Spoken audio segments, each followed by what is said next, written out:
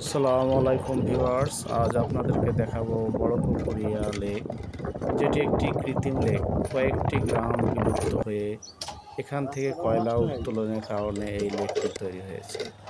কয়লা উত্তোলনের ফলে মাটির গভীরে অনেক মাটি দেবে গেছে।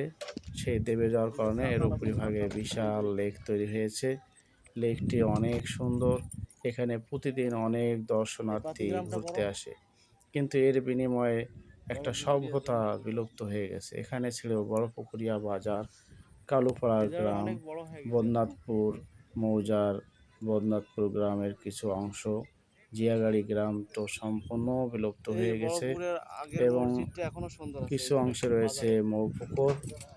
এখানে অধিগ্রহণের কিছু টাকা পয়সা দেওয়া হয়েছে, কিন্তু অনেক লোক এখন গৃহহীন হয়ে অর্থকষ্টে বিভিন্ন জায়গায় চলে গেছে।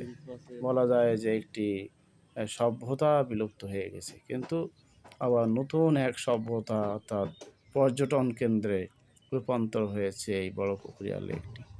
আপনারা দেখতে পাচ্ছেন যে এইখানে বাজার ছিল, একটা মসজিদ এখনও পানিতে ভাসমান অবস্থায় দেখতে পাওয়া যায়। দূরে এই যে দেখতে পাচ্ছেন, এটা হচ্ছে জিয়াগাড়ির মসজিদ। এই যে পর্যটকরা এখানে নৌকা ভ্রমণে ঘুরে বেড়াচ্ছে এবং পাশে বড়পুকুরে বাজারে আরও ছিল একটি মসজিদ। সেই মসজিদটিও এখনও অক্ষুণ্ণ রয়েছে। তাল গাছটি এখনও দাঁড়িয়ে আছে, দেখতে পাচ্ছেন আপনারা।